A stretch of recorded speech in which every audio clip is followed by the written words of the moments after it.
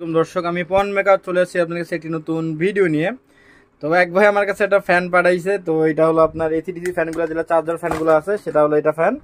তো এই ফ্যানটা কিনে আনার 10 দিনও হয় নাই, উনি ঢাকা থেকে কিনে আনছে। তো আনার পর হঠাৎ করে দেখা যায় যে আর চার্জ নেয় না ফ্যানটা। মানে আপনার যখন কারেন্টটা দেয় তখন চার্জ নেয় না। তো আমি ফ্যানটা খুললাম, খোলার পর এটা যে ডিসি সার্কিটটা, অর্থাৎ এসি থেকে ডিসিতে কনভার্ট করা সার্কিটটা, তো এই সার্কিটটার সর্বপ্রথম দেখলাম যে এটা যে ফিউজটা আছে, আর ফিউজটা একদম পুরোপুরি উড়ে গেছে, মানে জাম্পারগুলো উড়ে গেছে। আর এই যে এখানে একটা জাম্পার পুড়ে গেছে, প্লাস এই যে একটা ডায়োড আছে, বিস রেক্টিফায়ার ডায়োড, তো এটাও একদম পুরোপুরি পুড়ে গেছে। তো এই সার্কিটটা আসলে কি ঠিক করা যাবে এবং ঠিক করা যাবে না, সেটা সম্বন্ধে আলোচনা করবে এই ভিডিওতে।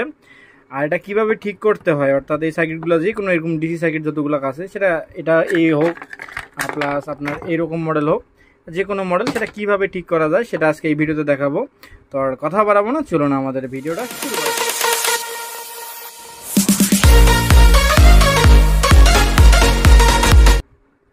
তো ভিডিওটা একটু মনোযোগ সহকারে দেখবেন। এই ভিডিওটা হয়তো আপনাদের অনেকে উপকার আসতে পারে, আমার অনেকে উপকার না আসতে পারে।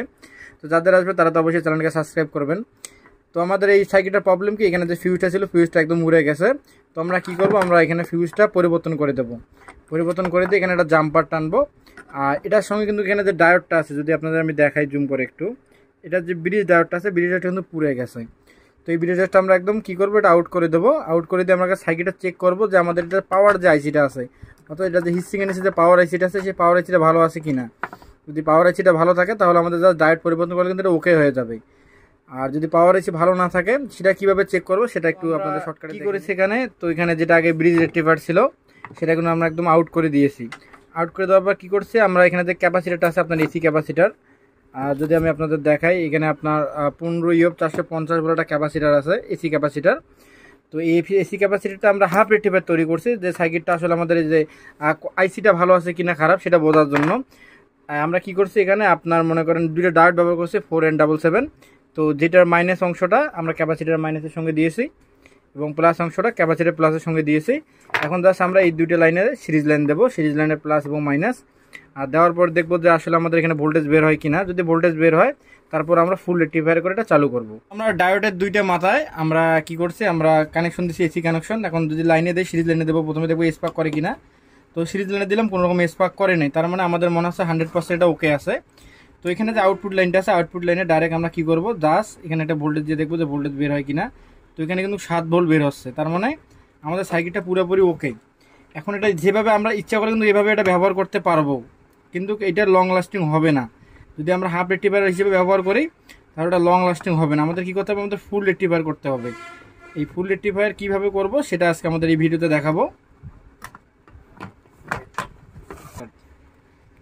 তো আমরা ফুল রেক্টিফায়ার তৈরি করবো কীভাবে সেটা দেখাই। তো এই ডায়োডের একটা প্লাস অংশ, অর্থাৎ আপনার যে দাগ দেওয়াটা হলো প্লাস, এবং আমরা একটা ডায়োড নেবো, এই দাগ দেওয়াটা হলো প্লাস।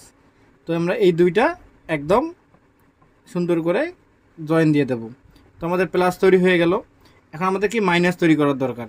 তো মাইনাসের জন্য এই যে দুইটা মাইনাস আছে, এই দুইটা মাইনাস আমরা ডায়োডের একত্রে করব। শেষ। এখন আমাদের এই দুই মাথা এবং এই দুই মাথা এইভাবে থাকলো। তখন আমরা কি করব, এই মাথা এভাবে, অর্থাৎ প্লাস এবং মাইনাস মাথা এক সাইডে এবং এইদিকে প্লাস মাইনাস এক সাইডে, তাহলে আমাদের হয়ে গেল ওটা ডিসি রেক্টিফায়ার, আপনার AC to convert DC full rectifier. তো এখন কি করব, এটার যেটা প্লাস অংশ আছে আমাদের ক্যাপাসিটারের, এই যে প্লাস যেটা দাগ দেওয়া নেই, এটা প্লাস অংশ, আর দাগ দেওয়াটা হলো মাইনাস অংশ। তো এটার প্লাস অংশ এবং আমার ক্যাপাসিটারের প্লাস অংশ একত্র করব, এটার মাইনাস অংশ আমরা এটার মাইনাস অংশ একত্র করব। আর এই যে দুইটা বাড়তি কানেকশন আছে, এই দুই সাইডের দুইটা, এটা একটা আমরা কারেন্টের এই লাইনে দেবো, একটা এই লাইনে দেবো। কিন্তু জিনিসটা সুন্দরভাবে সাজাবো এখানে, যাতে সার্কিটে কোনো রকম স্পার্ক না করে। জাস্ট কানেকশনটা সেমভাবে দেবো, একটু সুন্দর করে সাজে নিয়ে। তো আমরা কি করছি, আমরা সুন্দর করে আপনার ফাইবার টিউব দিয়ে আপনার যেটা মাইনাস অংশ সেটা ক্যাপাসিটার মাইনাস, এবং যেটা প্লাস অংশ সেটা ক্যাপাসিটার প্লাসের সঙ্গে যুক্ত করেছি। তো জাস্ট এখন আমরা একবার পাওয়ার দিয়ে দেখবো যে আমাদের কোনো কানেকশনে ফলস হয়েছে কি না। যদি ফলস হয় তো আমরা এটা ফিটিং তো আর করতে পারবো না। তো আমরা লাইনে দিলাম, এখন মাল্টিমিটারটা এখানে নিলাম, এখন জাস্ট খালি ভোল্টেজটা চেক করে দেখবো। তো এখানে ভোল্টেজটা 7 ভোল্ট বের হয়েছে, তার মানে আমাদের ওকে। এখন আমরা যেভাবে খুলেছিলাম ঠিক, আমি যদি দেখাই আপনাদের ফ্যানটা, তো আমরা এটা এখান থেকে খুলেছিলাম, তো এখানে সুন্দর করে আবার ফিটিং করে দেবো। তো অবশ্যই যেটা 4007 ডায়োড আছে সেটা 1 নম্বরটা ব্যবহার করবেন। তো এটা 2 ভেরিয়েন্টে পাওয়া যায়, একটা হলো চিকন মাথা ভেরিয়েন্ট, একটা মোটা মাথা ভেরিয়েন্ট। তো 1 নম্বরটা ব্যবহার করার চেষ্টা করবেন। একটা 1 নম্বর আপনার 4007 দিয়ে আপনার ম্যাক্সিমাম 1 এম্পিয়ার, এখানে 4টা দিয়ে 4 এম্পিয়ারের মতো কাজ করবে। তো এই 4 এম্পিয়ার হলেই ফ্যানটা জাস্ট এনাফ। আর যদি আপনারা ছোট লাগানোর চায় তখন কিন্তু ওভারহিটের কারণে ওটা আবার নষ্ট হয়ে যেতে পারে। তো আমরা এখানে লাগালাম এবং আমাদের ব্যাটারির যে কানেকশনটা আছে সেটা এটা আমরা কভার দিয়ে ঢুকে নেব সুন্দর করে।